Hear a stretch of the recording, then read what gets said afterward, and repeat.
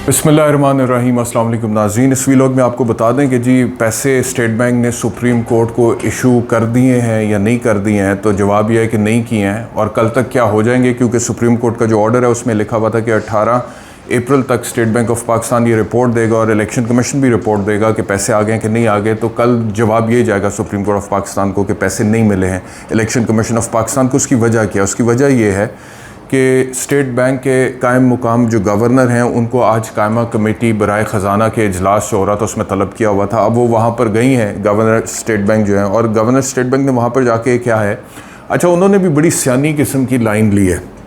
मैं आपको कल कह रहा था ना कि स्टेट बैंक जो है it is between the devil and the deep sea. उनको समझ नहीं आ रही कि हम क्या करें। अगर सुप्रीम कोर्ट की मानते हैं तो हुकूमत हम पे हमलावर होगी, अगर हुकूमत की मानते हैं तो सुप्रीम कोर्ट में तो आईन अदालत लगेगी। तो करें तो क्या करें? तो उन्होंने किया क्या, मैं आपको बताता हूँ। उन्होंने किया ये है कि उन्होंने कहा है कि सुप्रीम कोर्ट ने हमें हुक्म दिया था, तो हम ये जो फ़ंड्स हैं 21 अरब रुपए इलेक्शंस के हवाले से, इन फ़ंड्स को हमने रकम इनके लिए इलेक्शंस के लिए पंजाब में मुख्तस कर दिया अकाउंट में। यानी कि एक तरह से आप ये कह दें कि ये कह लें कि गवर्नर स्टेट बैंक ये कह रहे हैं कि हमने फ़ंड्स रिज़र्व कर दिए, द फंड्स आर रिज़र्व्ड।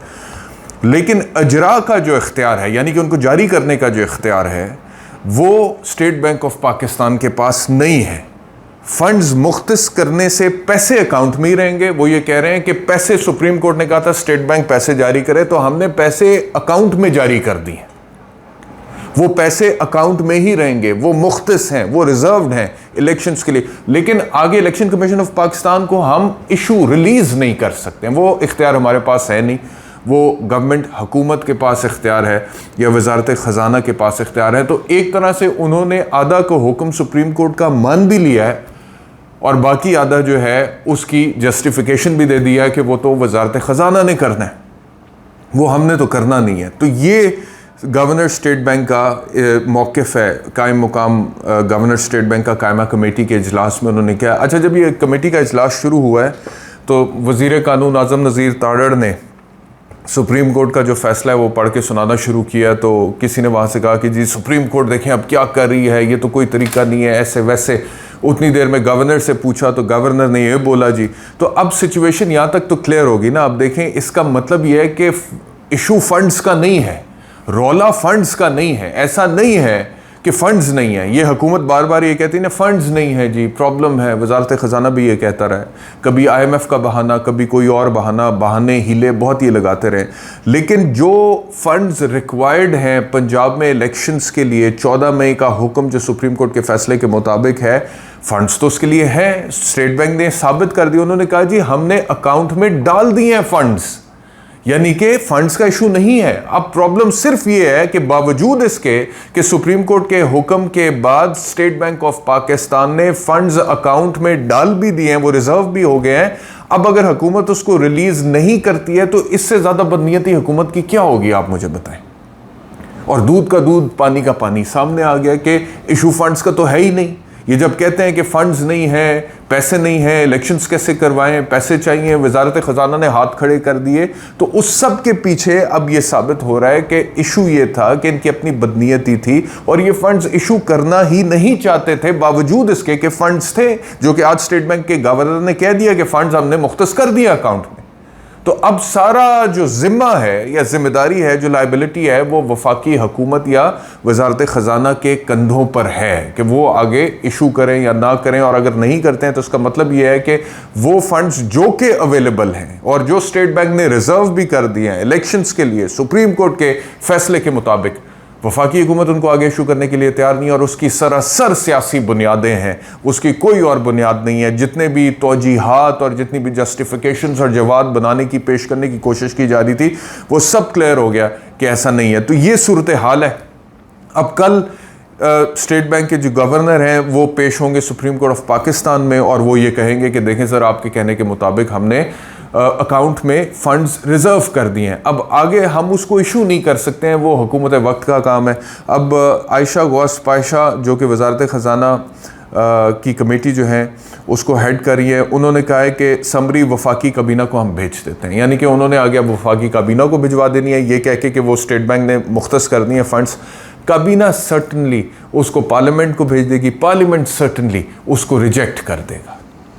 जो कि पहले भी इन्होंने किया है। एक बिल इंट्रोड्यूस किया था on the floor of the house parliament में और उसको फिर रिजेक्ट कर दिया गया, तो ये वो उसको रिजेक्ट कर देगा। तो इन्होंने रिजेक्ट करना है, इसको डिले करना है, मौखिर करना है, लेकिन ये चीज़ क्लियर हो गई है कि फ़ंड्स हैं। आज की डेट में, आज की तारीख में 17 अप्रैल 2022 को कम अज़ कम ये बात मैं आपको वसूख से कह सकता हूँ कि ये जो फ़ंड्स हैं ये मुख्तस हो चुके हैं, लेकिन अब इनका जारी करना ना करना हुकूमत के हाथ में है और वो इस गेम में क्या कर रहे हैं वो आपके सामने। एक तो ये अभी तक की डेवलपमेंट है। दूसरा ये कि अली जैदी साहब को कराची में आज पेश किया गया था और अली जैदी साहब के जो वकील हैं उन्होंने वहाँ पर कहा जी कि मुद्दई की जो प्रॉपर्टी से मुतल्लिक कोई दस्तावेज़ात पेश ही नहीं की गई। फिर उन्होंने कहा कि 2013 से लेकर अब तक कहीं कोई दरख्वास्त नहीं दी गई थी मुद्दई की तरफ से, यानी कि ये ऑल ऑफ अ सडन 2023 में बकौल वकील अली जैदी दरख्वास्त आई है। अगर 2013 की ट्रांजैक्शन थी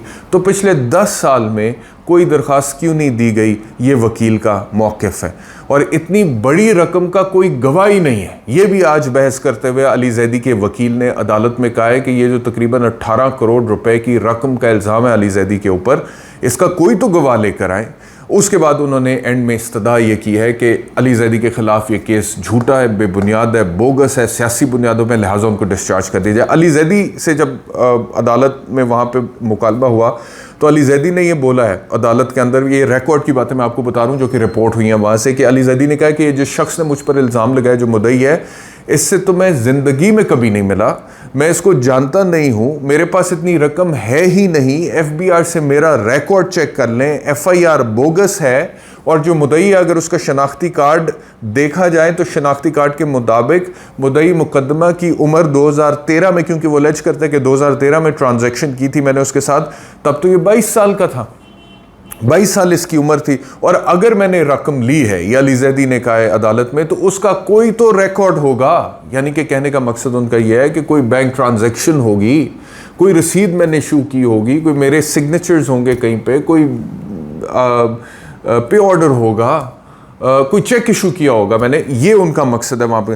तो उसके बाद अगर ये बात है ना, मिसाल के तौर पे जो वकील कह रहे हैं अली जैदी के और जो अली जैदी कह रहे हैं, उससे तो वाकई बड़ी अजीबोगरीब सिचुएशन है। यानी कि अगर वाकई में एविडेंस नहीं है जो कि अली जैदी साहब कह रहे हैं और जो उनके वकील साहब कह रहे हैं फाइनेंशियल ट्रांजैक्शन का जो आज से 10 साल पहले हुई थी, तो फिर तो नॉर्मली मैं आपको बताऊं कि मैं आपको इन द नॉर्मल कोर्स जब इस तरह के फाइनेंशियल ट्रांजैक्शंस पर FIRs के इंदराज की कोशिश होती है तो पुलिस तमाम तर सबूत और शवाहिद और ट्रांजैक्शन की जितना एविडेंस है वो मांगती है, फिर उसको वेरीफाई करती है, फिर टाइम लेती है। फिर मिसाल के तौर पे आप थाने में दरख्वास्त देते हैं तो ये इंस्पेक्टर लेवल पे रिजॉल्व नहीं होता, ये SP लेवल पे बात जाती है, SP तफ्तीश करता है और तफ्तीश में जब प्रिलिमिनरी इंक्वायरी में उसको लगता है कि फाइनेंशियल ट्रांजैक्शन के सारे सबूत मौजूद हैं और इसमें या तो कोई फ्रॉड हुआ है यानी कि 420, या फिर कोई क्रिमिनल ब्रीच ऑफ ट्रस्ट हुआ है यानी कि 406 सेक्शन दफ़ा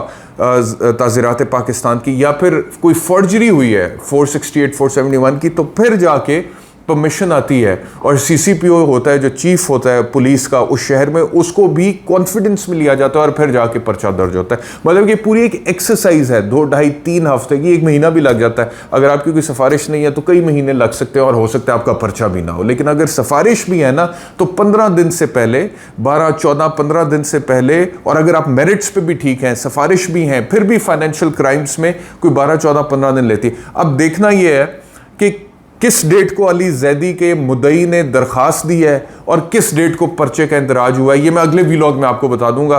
मैं FIR वो मंगवा ली है, वो मेरे पास पहुंच जाएगी थोड़ी देर में। उसके अंदर लिखा होता है वक्त, तारीख, वकूआ और वो एप्लीकेशन कब दी गई थी और उसके बाद फिर वो रजिस्ट्रेशन FIR की कब हुई है। उससे बहुत सारी चीज़ें क्लियर हो जाएंगी और मैं आपको बता दूंगा कि अगर तो प्रोसेस को एक्सपेडाइट किया गया है तो ये फिर उसी तरह होगा कि जैसे अली जैदी को अरेस्ट किया गया और अरेस्ट करके उनको जो धक्के मारे गए, तो पुलिस इस तरह से फ़र्द वाहिद के केस में जिसमें फाइनेंशियल ट्रांजैक्शन हो इस तरह से धक्के मारती हुई नहीं लेके जाती है किसी ऐसे बंदे को जो कि साबिक वफाकी वज़ीर है। इसके पीछे फिर कोई मोटिवेशन होती है तो पुलिस ऐसा करती है। लेकिन बहरहाल ये मज़ीद चीज़ें मैं आपको बता दूंगा। दूसरी तरफ जो मुद्दई था उसके वकील ने क्या आर्ग्यूमेंट्स दिए, उन्होंने कहा है जी कि ये इस केस को सियासी इंतकाम बनाने के केस की तरफ ले जा रहे हैं। फाइनेंशियल मर्डर किए हैं इन्होंने, यानी कि अली जैदी ने। इन्वेस्टिगेशन होनी चाहिए, पता नहीं और किस किस के पैसे खाए हैं, और फिर उन्होंने जिस्मानी रिमांड की इस्तदा की है। ये जितने भी आर्ग्यूमेंट्स हैं, इनमें से कोई भी आर्ग्यूमेंट, कोई तगड़ा आर्ग्यूमेंट जिसे आप कहते हैं ना, वो नहीं है। मिसाल के तौर पे वो जितनी बातें वहाँ से आई थी कि कोई गवाह बताएं, कोई एविडेंस बताएं, कोई सबूत बताएं, कोई रिकॉर्ड बताएं, वो तो कुछ भी नहीं जवाब आया मुद्दई वकील की तरफ से। जो रिपोर्टिंग हुई है मेरे सामने, अब मैं कराची में तो नहीं था उस अदालत में, मैं लाहौर में था, लेकिन मैंने पूरी ये खबर पढ़ी है, वो जिस तरह से रिपोर्ट की गई है और मुख्तलिफ 2-3 ज़राए से पढ़ी है, तो उसमें ये जितनी भी बातें की गई थी अली जैदी के वकील की तरफ से, अली जैदी की तरफ से, उसका जवाब मुद्दई के वकील की तरफ से नहीं आया। उसने तो सीधी सीधी 2-4 बातें की और उसने कहा है कि ये फाइनेंशियल मर्डर्स करते हैं और इन्वेस्टिगेशन होनी चाहिए। ठीक है जी, होनी चाहिए इन्वेस्टिगेशन। फाइनेंशियल मर्डर्स करते हैं, बड़ी एक स्वीपिंग स्टेटमेंट है, जनरल स्टेटमेंट है। कैसे किया आपका फाइनेंशियल मर्डर, बताएं ना, एविडेंस दें ना, कैसे किया। एक इल्ज़ाम तो आपने लगाया, ठीक है, अपनी जगह पे, लेकिन इल्ज़ाम के साथ सबूत देना ज़रूरी होता है। तो वो सबूत क्या है? अली जैदी ये कह रहे हैं कि अगर रकम मैंने लिया तो कोई तो रिकॉर्ड होगा, तो रिकॉर्ड देना, आप रिकॉर्ड सामने रखें, हम बताएंगे कि अली जैदी का के खिलाफ ये सबूत है और ये बोलता है और ये मुंह बोलता सबूत है और इसकी इन्वेस्टिगेशन होनी चाहिए, लेकिन कोई तो सबूत दे ना, ये बात है। लेकिन वो कहते हैं जी बस फाइनेंशियल मर्डर्स हुए हैं, इन्वेस्टिगेशन होनी चाहिए, पता नहीं और किस किस के। भाई आपने यहाँ पे कोई एनजीओ खोली हुई है, पता नहीं और किसके। क्रिमिनल केसेस में doesn't work like that. As a criminal lawyer I can tell you कि पता नहीं और किस किस के, ये इजम्पशंस पे बात कोई नहीं होती है भाई। जो क्रिमिनल केस होता है उसमें बारे सबूत प्रोसिक्यूशन पे, यानी कि मुद्दई पे, यानी कि इस्तगासा पे होता है, और उन्होंने बियॉन्ड रीजनेबल डाउट, यानी कि तमाम तर शकूक व शुबहात से बालातर होकर यह साबित करना होता है कि यह शख्स गिल्टी है, और वो साबित करते हैं in light of the evidence. और अगर आप इजम्पशंस पे बात करें कि पता नहीं और किस किस के पैसे, पता नहीं और किस किस के पैसे खाए होंगे, तो जब आपने खुद ही कह दिया पता नहीं, तो यानी कि आपको कुछ भी नहीं पता। फिर आपको कुछ भी नहीं पता जब आपने खुद ही कह दिया पता नहीं और किस किस के पैसे खाए। पहली बात तो अपनी बात करो ना यार, कि आपके पैसे खाए हैं तो आप सबूत दो, और अगर आपके पास सबूत नहीं है तो फिर आप कह रहे हो पता नहीं और किस किस के पैसे खाए होंगे, तो इसका मतलब है आपको कुछ भी नहीं पता। और इस तरह के क्रिमिनल केसेस में इस तरह से मुकदमात आगे नहीं बढ़ते हैं और इस तरह के केसेस कमज़ोर होते हैं। और अली जैदी के वकील ने तो ये कहा था कि उनको डिस्चार्ज कर दें, लेकिन वो इस्तदा अदालत ने मुस्तरद किया है और उनका 3 रोज़ का जिस्मानी रिमांड अलाउ किया है। अब जिस्मानी रिमांड का मतलब यह है that he is in physical custody of the police and the police has the right to investigate, और वो इन्वेस्टिगेट करेंगे। और अगर मुद्दई के पास कोई सबूत होंगे इस फाइनेंशियल मर्डर के बकौल उनके जो वो कह रहे हैं, तो वो पुलिस को दे देंगे, पुलिस उसको अपनी फ़ाइल में लगा देगी, वो अदालत में पेश हो जाएंगे, और फिर उनकी रोशनी में अदालत प्राइमा फेशाए, यानी कि बादियो नज़र में ये डिसाइड कर सकती है कि अली जैदी गिल्टी हैं अपेरेंटली बादियो नज़र में, या उनके खिलाफ कोई पीस ऑफ एविडेंस नहीं। और अगर उनके खिलाफ कोई एविडेंस है नहीं प्राइमा फेशाए, तो उनकी ज़मानत भी हो सकती है और उनको फिर रिलीज़ भी किया जा सकता है। अभी तक इस वीलॉग में आज के लिए इतना ही। इंशाल्लाह आज ही दोबारा आपसे मुलाकात करेंगे। अपना ख्याल रखिए। अल्लाह हाफ़िज़।